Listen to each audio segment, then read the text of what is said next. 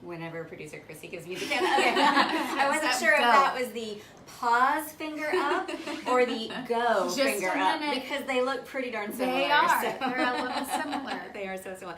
So hello, I'm Susanna, the date maven, and if you've been following along this summer, you know that we have a little Facebook live show called Flirty Fridays every Friday afternoon at 3 o'clock. Flirty? I don't know, it's too hot to flirt. But I am joined today by Rachel Murphy, who owns Thomas Gray Interiors, and so this is the first time I'm getting to visit her in her office, so this is a treat for me to get to see where you work. I'm glad to have you here. Thank you so much. So I had told Rachel ahead of time it'll be simple and like don't even stress about it. So I didn't? Good, you followed instructions. And then I showed up today and I'm like, oh, by the way, I think we're going to talk about something like kind of, Sciencey. I waited. She couldn't run away anymore once I said that. So we're just going to roll with it. It'll be fine. It'll be great. She has not heard anything that's going to come out of my mouth. Nothing. So her response is like a genuine, non-scripted reaction here. It might be your response as well. So I do want to, as always, invite you to participate. So if you have questions or comments as we're having our discussion, go ahead and kind of jump in there with your ideas.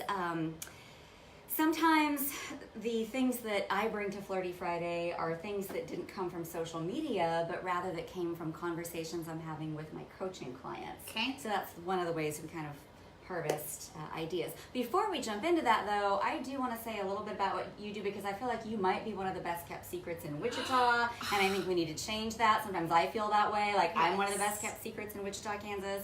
And as I have said for several weeks now, these collaborations are really key to me, and I just think it's great to be able to support one another as women business owners. So tell me I'm a little happy bit. to be a part of all of this. And she's also just super lovable. So like guys, just slow your roll. You're gonna have to go through me, but anyway, I have a feeling this will get a good male viewership today, good. Rachel. So tell me about Thomas Gray. Like, who's your ideal client, your ideal project? Kind of what do you do, and how did you start doing it? Okay, well, so I'll start back in the beginning. 2012, I opened Thomas Gray Interiors as a side hustle. Thomas is my maiden name, and gray was my favorite color at the time. And so it was just a very organic thing that came together, and I've loved the name ever since. I know it sounds a little random to some people, but it has so much meaning to me. So in 2015, we started full-time with it, and we have 3 different divisions. We have a retail division, a residential division, and a commercial division. So a retail customer would come to me, we would go out to your space, measure it, give you a floor plan, and then through local partnerships here in town, meaning local local furniture stores here, we would create a furniture plan for you, and then also give you a furniture schedule, which lists out if you want a sofa, the dimensions, the price, where to get it, what brand, what fabric, all of that for a whole room. So that's our retail side. Our residential side is geared around builders and custom remodels and custom new construction, and commercial is very much the same. So instead of residential, we have our businesses, and that's our commercial side, and we love doing all of it. Okay. So we do a lot. We have our hands in a lot of different things, but it keeps us busy and it keeps us diverse, and it's kept our revenue stable as well. With the construction industry, the housing industry is just up and down. So with having a couple of different things, it's just kind of kept us nice and stable. Good. And then you don't ever have those peaks and valleys. Yes. Well, one of the reasons that I wanted to invite you on this week is last week, for anyone who was watching, we did some tips. I met with a realtor, and we talked about some tips for how to kind of elevate your dating game, particularly for guys.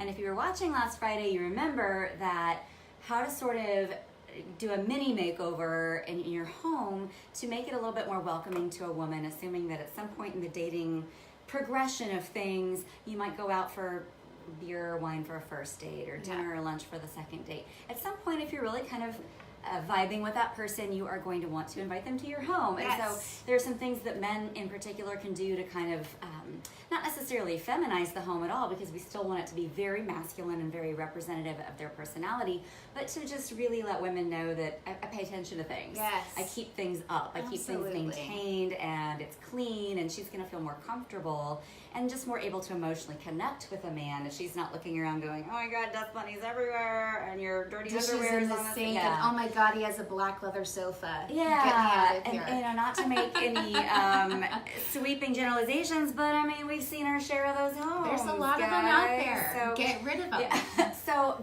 given that, and not to like back the whole train up, but do you have any special tips for men who are single, and you know, certain areas of the home they should pay special attention to when thinking about entertaining a female guest? So I think it's really important to have balance, and I know you gentlemen probably hear that all the time, but I am not, I don't want to personalize this, but I think it's best to have a home that's clean and tidy and organized before you start adding accessories and pillows and everything.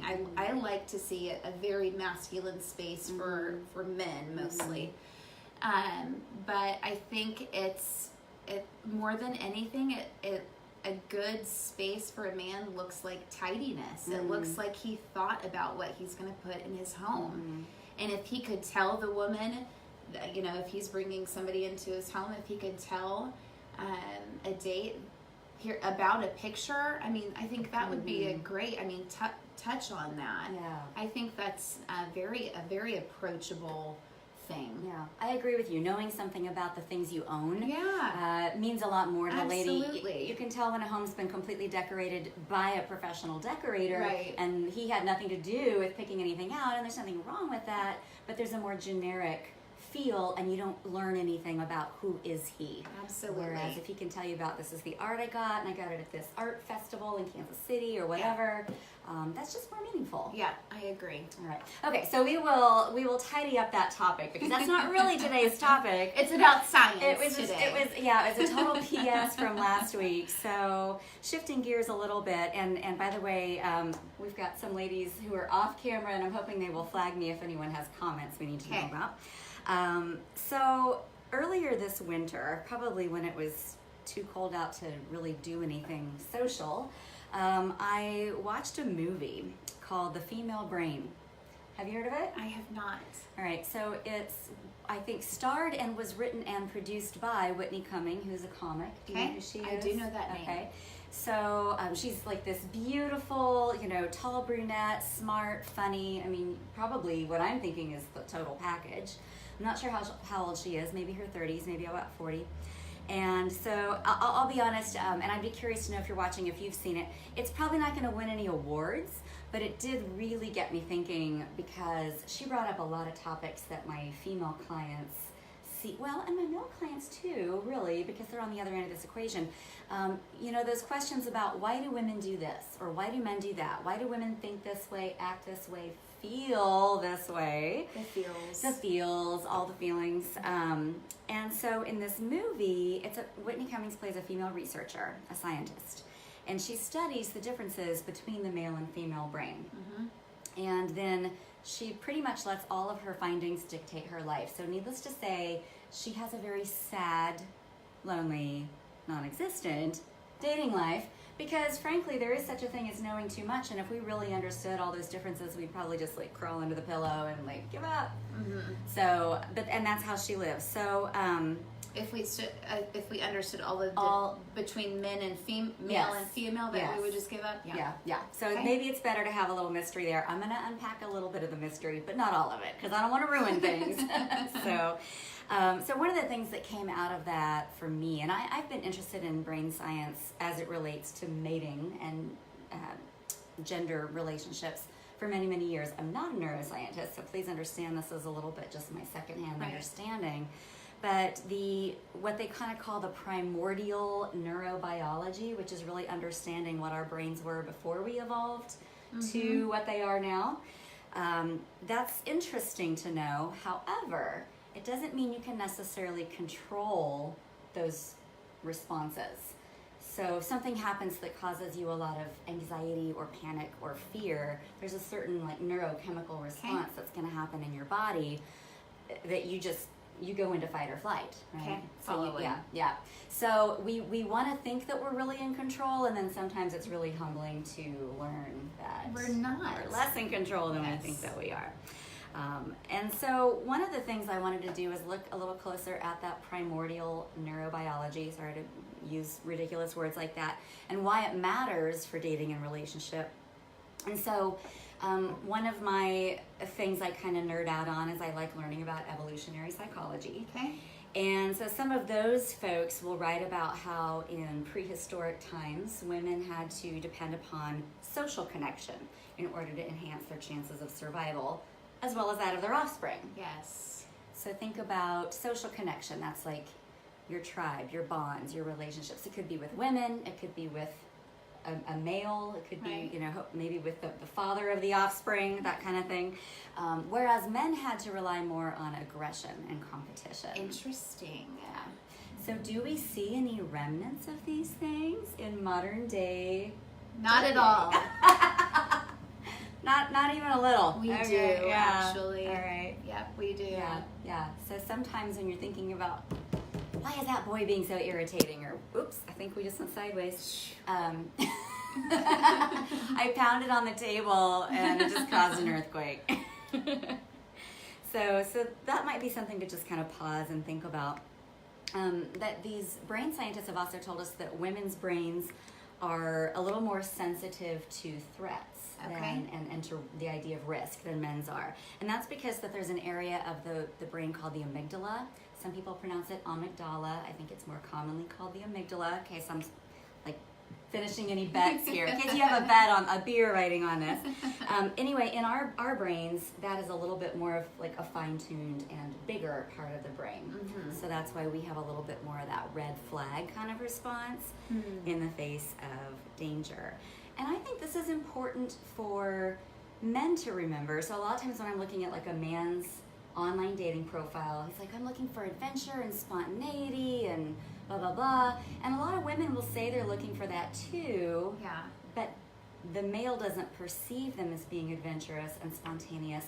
And maybe it's because for that woman, you have to show me I'm safe first. Right. You have to prove I can trust you as we are jumping off out of that airplane or whatever. Absolutely. So. I agree 100%. We're having problems with that camera. Apparently I am... We're just shaking the world up here, blowing people's minds. Yeah, it's a full moon. What? Things have been whack this week. I know they have. There's something to that. It is, and it's like retrograde, Mercury retrograde, and all of those. Is a blood moon situation going on? Yes, I think so. Yeah. Okay. Yeah. So like I've had several people be like, yeah, people are being jerks this week. They're driving like crazy idiots. people. Yeah, we're downtown right now, and I have definitely noticed the traffic situation is a little worse than it usually is. And it often is on Fridays. Okay, back to the topic at hand. Back to tribes and women. That's right. Science. So some of us have a hypersensitive amygdala. I don't know that you can just like take a test for that or do a brain. I don't think scan so. for I don't know that. if you can. But here's how that comes to be. So infants who are born having experienced extreme or prolonged stress in utero, so maybe something super stressful happens in the mother's pregnancy, those infants can become addicted to the stress chemicals that are sort of part of the, what is that watery stuff? The amniotic fluid. The amniotic fluid, exactly. Thank you. And so those infants grow up to be more anxious and adrenalized. That is as so adults. interesting. Yep. So so you might know this as the person who you kind of have to be very delicate and walk on eggshells around. Yeah. You might know this as the person who's a drama queen. Yes. And you're like, oh my gosh, get over yourself. It just might be the person who's overly sensitive. So know that the scientific term for that phenomenon is epigenetic imprinting. These are great words. Yeah, I just should roll be this taking out on notes. your next date. Yes, I should and be impress your taking notes on this. So I'm only mentioning this because it's not that I'm saying, hey, let that person get away with all kinds of crazy behavior. You shouldn't let them kill your vibe. You shouldn't let them ruin your date or sabotage your relationship. You should probably just understand that that might be a little bit like their emotional baseline and their genetic predisposition, if you will. And so they might need a little bit of extra just compassion and sympathy and support. But from across the street. Yeah, well, yeah. I love you. You're doing great. Yeah. You're doing great. You don't have to feed into the drama, certainly. But you might want to just say, hey, babe, you seem like you're spinning out. Yeah. You're okay. Right? Like, I mean, I think a lot of women and some men, too, just kind of want someone to, like, touch them, ground me, look me in the eyes, and tell me I'm fine. Totally agree with that too. Yeah. So yeah, you can do that. You can protect yourself and keep yourself healthy if that person's in your life. Some other ways that this brain stuff shows up in dating and relationships. I think the guys might kind of get a chuckle or maybe an eye roll on this one. So the female brain, the area of the female brain that recognizes problems, faults, flaws, imperfections, guess what? It's larger in women than in men. I know, it's shocking. So the downside of that is it typically makes women more self-conscious. Okay. Or more self-conscious about, do I look okay? Is my work good? Are my kids going to be all right? All the things that we stress about. It drives us to be a little more perfectionistic. Okay. Scientists, again, have a great word for that. They call it hypervigilance. Okay. Men probably call it neurotic. And so if, men sometimes feel a little picked on, right? Like, oh, I wish she'd stop nagging at me, or why does she have to just hone in like a laser on every little thing that's wrong? Why can't she just look at the things that are right? Have you ever heard a guy say this? I'm actually pretty laid back. Okay. So I think it's my boyfriend who I think zones in on these things too. So I think there might be, I don't know, I love the female brain and the male brain, but I can definitely see, so I definitely see some other qualities. Awesome. Well, that's a little bit of a relief then. It is. That dynamic isn't happening. I don't pay quite as much attention to that kind of stuff. I wouldn't. But as far as he's concerned, maybe with my work, we're a little hyper vigilant with that. We have some perfectionist tendencies. Well, and in your line of work, that kind of makes sense. Right? I have to be. Yeah. I mean, you wouldn't want your surgeon to not be a perfectionist or something. So there are definitely some jobs that are going to reward that perfectionism. So, yeah. So, okay, and so one of the ways, too, that female sort of perfectionism and the perception of nagging and whatever can come out is around the issue of grooming. Oh, interesting. How a man wears his hair, his beard, his mustache, what he wears, those kinds of personal style choices. My man is way more well-groomed than I am. Is he? Oh, yes. Gotta meet this guy, and then I'm gonna clone him in my basement for all the ladies that want this guy. Okay. Yeah, he's very, he looks pretty good. We might have to give him a shout out here at some point. I don't know your man, so now you've definitely got my curiosity around. So one cool thing about grooming, though, it's not just an opportunity for a woman to bitch and complain. Right. She's not happy with how her man is doing that. Women do a lot of self-grooming just naturally, it seems like. And that's kind of nature's way of making us practice good hygiene. But that grooming actually releases endorphins for us. Does it? So that's like a So that's why we like our hair played with. Yes. Or that's why we play with our hair. I would say so. Because I mean, it that feels makes good. sense to me. It does. So, when there was, I can't quite remember which character said this in the movie, The Female Brain. One of the guys said, women can't beat us physically, so the only way to beat us is to wear us down emotionally. Oh. So that was both sad and profound at the same time. Again, I don't remember what the circumstances were that led up to that, but I was just kind of curious if that was something that resonated with the guys that are watching. Have you ever felt that way? Or with the women, have you ever been aware of like, oh my gosh, I think I just totally dominated him emotionally, and now I feel really bad, and he feels emasculated or not seen and heard and valued. Yeah. I would bet that happens more than we realize, more than we mean for it to happen. Yeah. So yeah, if a woman is kind of behaving like she's your emotional superior, it probably doesn't feel good and doesn't bode well for the longevity of the relationship. But that woman may have kind of learned throughout her lifetime of, this is something I'm good at. Like talking about emotions, recognizing emotions, maybe just exploring and identifying emotions. This is my strength. This is my strong suit. Okay. And so she just rocks that for all she's worth. And he goes, go girl. yeah. And they do say that women can kind of outperform men on picking up on emotional cues. Now, I would say there's surely some exceptions to that. I would agree that I am more in tune to emotional needs than my kind of reading those nuances. Yeah, I'm definitely more intuitive. Yeah.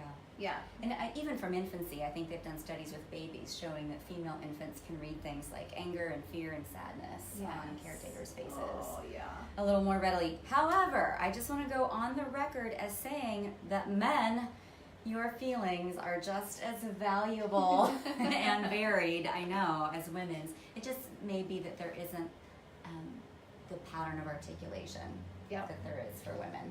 So I think that's important to sort of validate. Women also have a more active system for emotional memory, so say the researchers. True. So that means that we're not just recalling facts, we're recalling feelings. Yeah. So it wasn't just we stood in line for 2 hours to get those tickets. They were $57.14, and then after that you made me feel blah, you know.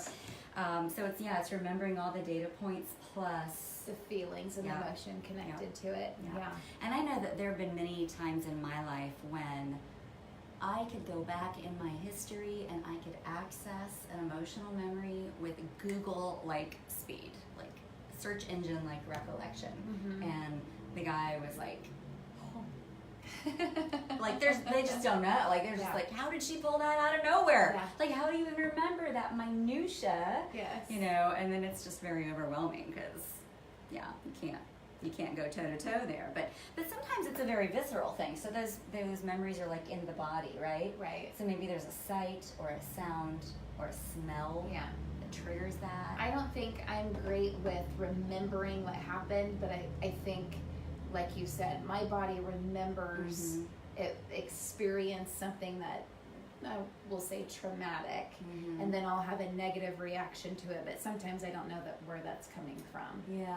So I can't, does that make sense? It does make sense. So there's an imprint there, but I'm not really quite sure where it happened. How do I connect the dots? Yes. Like, why did I get so mad about that? Yeah. Well, that's why we go to therapy. So. Right? Yeah. Absolutely. No, we have a tribe of women. Who are our de facto therapists. It's a lot cheaper. That's why we're always going to the bathroom in groups, guys. Gotta process that stuff. So one of the things that sometimes women will say to me, I don't know if any of your girlfriends have said this to you, they'll say, my picker is broken. Oh my God. Yes. Yes. Ladies, can anyone identify? Yeah, having a broken picker. That's a challenge. So here's what constitutes your picker. Here's how you're picking. It almost sounds like I'm being a little crude. I'm not saying picker. So it's the man's pheromones, all right? So it's like biochemical scent emissions, plus your values that you have, plus your lens of preferences. I often will talk about attraction template with my clients. Plus how your childhood went, all right? So there is that like Freudian element, right? Of how was your childhood? Yes. So yeah, and your childhood wounds and how you've healed from them or not healed from them, and if you're looking for healing in that relationship and what have you. So that's pretty much what sets our picker. Okay. And when it works, it's wonderful. And when it doesn't, it's miserable. Yeah. Nobody wants to have a broken picker. No one wants that. So, I'm sorry. Oh, that's okay. Did I kick you there? No, you did, but that's fine. So one of the things I was sharing, I felt like I've had not my most productive summer. I'm just going to go on record and own that. I have not really set the world on fire with my work ethic this summer because I've had a lot of reflection time, I guess, and a lot of nap time. And you need that. And you do. It's so hot. And it's so hot. How can I be expected to be like ruling the universe? But one thing that I found was interesting was one of the things that makes us more productive is when we've bonded. So when a woman has bonded in a romantic or intimate relationship, she is producing more of those feel-good hormones and less cortisol, which is the stress hormone. And then automatically our productivity is increased. Is that interesting? Isn't that interesting? That so is. let that motivate us all. Let's bond, brothers and sisters and mothers. It's good for our work. It is. It's good for our health. It's good for our minds. So I guess the only other thing I wanted to maybe touch on is in regard to the female brain and dating and relationships is then what happens when you bond and you're together for a long time and then you kind of feel that you know, that kind of decline. There's that just, I don't know, we're comfortable. Yeah. Nothing special anymore. You know what I'm talking And about? I do know what you're talking about. Okay, and so people sometimes get really frustrated with that, and one of two things happens. They either think, oh my gosh, this is not right, I'm in the wrong relationship, I gotta go find that fireworks somewhere else, or they realize with maturity that this is just companionate love, and this is what a long-term love committed relationship is going to feel like, and with some shared values between the two partners with a commitment to sort of feed and nurture that relationship so as to kind of reignite that spark, that is the effort that will sustain the relationship, because you just cannot expect your brain to keep pumping out dopamine at that level for the next 10, 20, 50 years. 80 years. Yeah, right? Oh my gosh, that's like, that's a lifetime. So that's what's going to really perpetuate that bond.